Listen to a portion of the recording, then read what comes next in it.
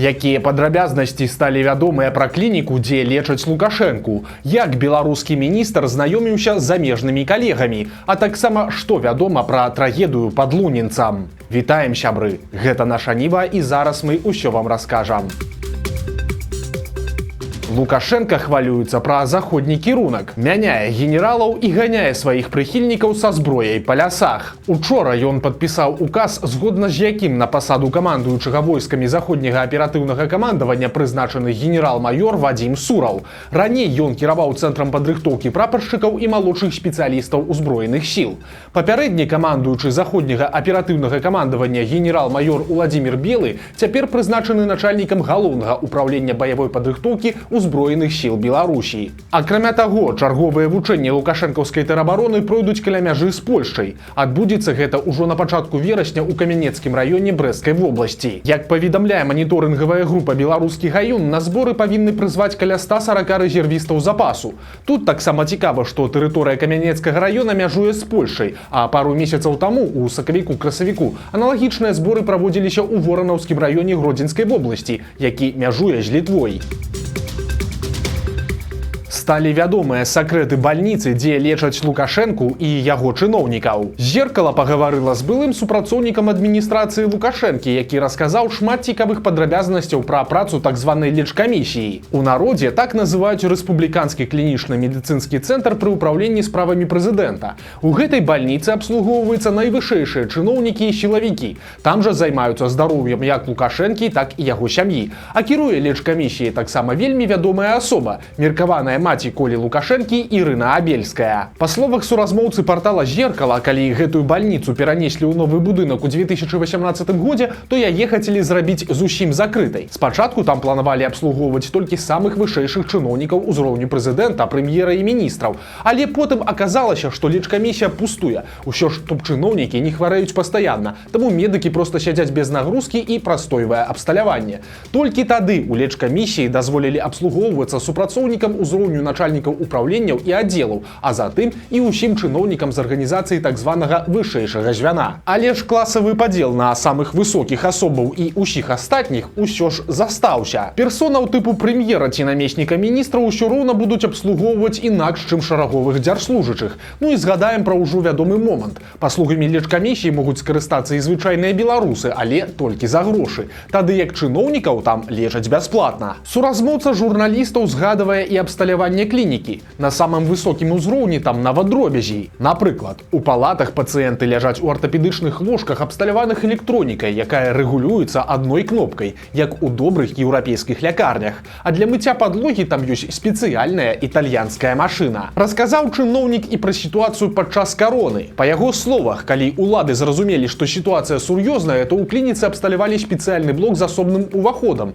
Там медыкі апраналі яшчэ больш сур'ёзныя касцюмы, які суразмоўца партала, цытата, бачыў толькі ў кіно. Быў і яшчэ адзін момант. Калі Лукашенко пачаў адмаўляць небяспеку хваробы і крычаць пра каранапсіхоз, звычайным беларусам у звычайных бальніцах нярэдка ставілі любы іншы дыягназ, акрамя ковіду, каб не псаваць статыстыку.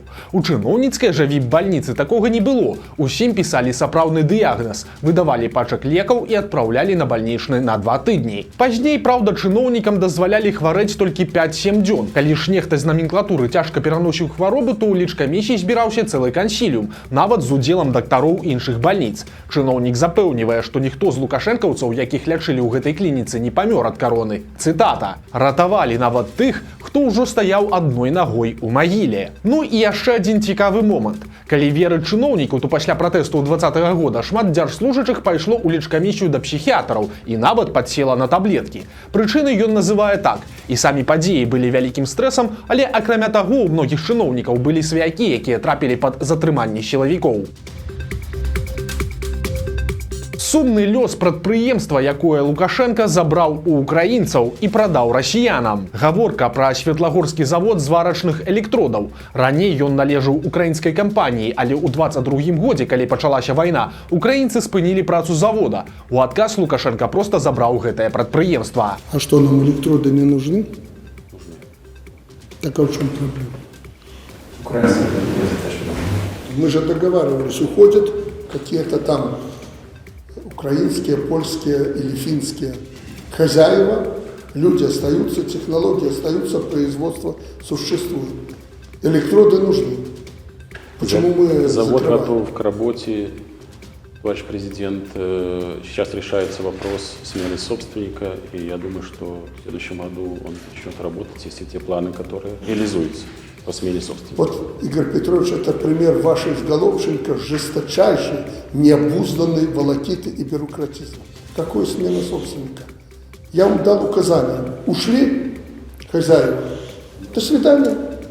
До свидания. Мы вас не знаем, вы нас знать не хотите. Какую смену собственника? С этого момента предприятие национализировано. Гэтая нарада Лукашэнкі праходзіла ў снежні 22 года, а ўжо вясною 23-га беларуская дзяржава прадала той завод расіянам. Колькі лукашэнкаўцы атрымалі грошы, яны не афішавалі. Украінцы абураліся і падкрэслілі, у іх проста адабралі кантроль над прадпрыемствам і заблакавалі доступ да маёмасцей. Яны ацэньвалі светлагорскае прадпрыемства ў 27 мільёнаў даляраў, але цяпер сітуацыя з заводам вельмі сумная. Зусім нядаўна эканамічны суд Гомельшчыны пачаў разгляд справы аб банкрутстве таго самага светлагорскага завода. І атрымліваецца, што ўсяго праз 1,5 года яшчэ нядаўна паспяховае прадпрыемства захрасла ў даўгах, якія не можа выплаціць. У незалежных беларускіх медыа выйшлі два вельмі цікавых інтэрв'ю з украінскімі суразмоўцамі. Радыё Свабода пагаварыла з палітолагам Уладзімірам Фясенкам, які паведаміў, што сёння Кіеў ацэньвае пагрозу новага ўварвання з Беларусі як не вельмі высокую. Акрамя таго, суразмоўца падкрэслівае, што паміж беларускімі і украінскімі сілавымі ведамствамі ёсць дамоўленасці, каб пазбягаць сілавога супрацьстаяння на мяжы, і нават існуе нейкі механізм гарачай сувязі на такі выпадак.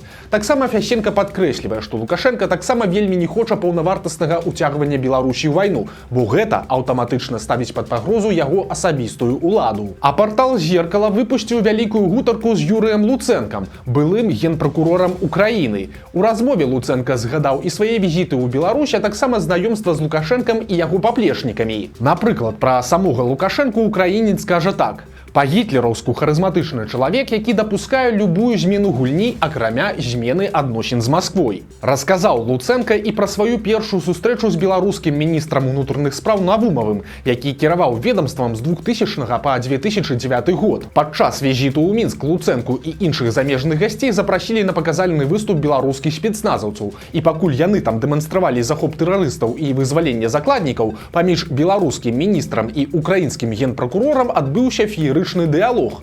Вось як гэта згадвае Луцэнка. Цытата: «Навумаў мне ціха кажа: гэта працуе алмаз. Такіх як ты ў гэтых балотах яны чалавек 15 пахавалі. А я Навумаву адказваю: а я такіх як ты за апошнія 2 тыдні чалавек 300 зняў. Навумаў кажа: ну вось і пазнаёміліся». Трагікамедыя з Віцебска. Там проста на аўтобусным прыпынку да мужчыны падышоў незнаёмы чалавек і нечакана спытаўся, а ці не ўмее той раптам збіраць пісталет Макарова, пасля чаго дастаў з торбы разабраную зброю і папрасіў дапамогі. Яго суразмоўца пачаў дапамагаць дзіўнаму госцю, але ж скончылася ўсё нечакана, бо аказалася, што мужчына, на прыпынку якога папрасілі сабраць пісталет, быў спецназаўцам, які ехаў дадому пасля трэніроўкі. Ён ціхенька выклікаў міліцыю, а сам пачаў рабіць выгляд, што дапамагае сабраць пісталет, каб пацягнуць час да прыезду сілавікоў. У выніку гораўладальніка пісталета забрала міліцыя. Некалькі дзён таму прайшоў сход асацыяцыі ветэранаў спецназа ўнутраных войскаў «Чэсць». Гэтая структура, напэўна, найбольш вядомая дзвюма персонамі. Першая асоба – гэта былы камандзір спецназа Дмітрый Паўлічэнка, які ўзначальвае асацыяцыю. Яго таксама звязваюць з выкраданнем апанентаў Лукашэнкі ў 90-х. А другі персанаж – гэта аферыст і псеўдасілавік Сергей Заслаўскі, пра якога мы ўжо расказвалі ў мінулых выпусках. Заслаўскі, які ніколі нідзе не служыў, настолькі ўдала выдаваў сябе за былога сілавіка, што нават стаў намеснікам Паўлічэнкі ў ветэранскай арганізацыі. Цяпер жа «Чэсць» трапіла ў чарговую трагікамедыю. На тым самым нядаўнім сходзе Паўлічэнка ўзнагародзіў ветэранаў спецназа медалямі за службу ў спецназе. Выглядаюць яны сур'ёзна і прыгожа. Зверху мячы, на саміх медалях кулак з аўтаматам. Але ж гэта проста капечныя сувеніры. Канал праваабаронцаў Мэйдэй заўважыў, што такія медалі можна танна купіць у любых расійскіх інтэрнэт-крамах. Калі браць оптам, то выходзіць увогуле капейкі. Разам з бланкамі пасведчанняў гэтай медалі прадаюць за 199 расійскіх рублёў, а гэта 7 беларускіх.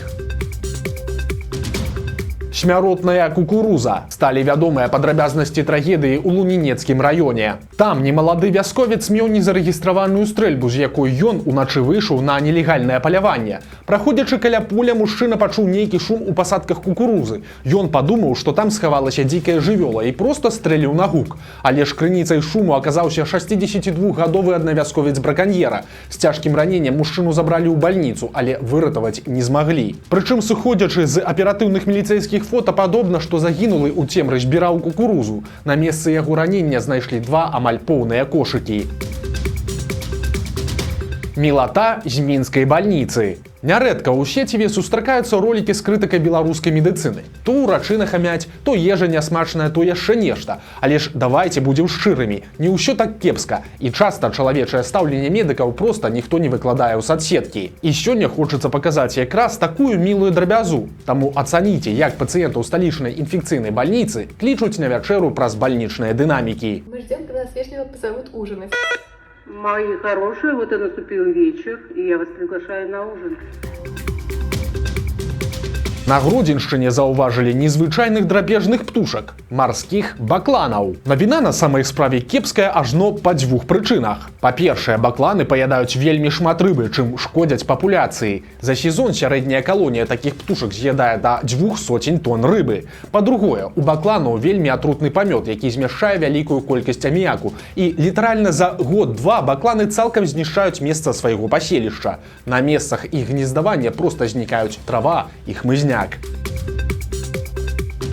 Надвор'е учора падкінула чарговы непрыемны сюрпрыз. Мінск ізноў накрыла грандыёзная залева, і сталіца зноў паплыла. Моцны дождж стварыў праблемы і для кіроўцаў, і для пешаходаў. Спыняліся аўтобусы і тралейбусы, а некаторыя вуліцы залівала так, што немагчыма было проста прайсці. Вось такія навіны серады. Подписывайтеся на канал, ставьте лайки альбо дизлайки и выказывайте заўвагі ў каментарах. И, конечно, читайте нашу Ниву, глядите нашу Ниву и любите Беларусь. До сустрэчы заўтра.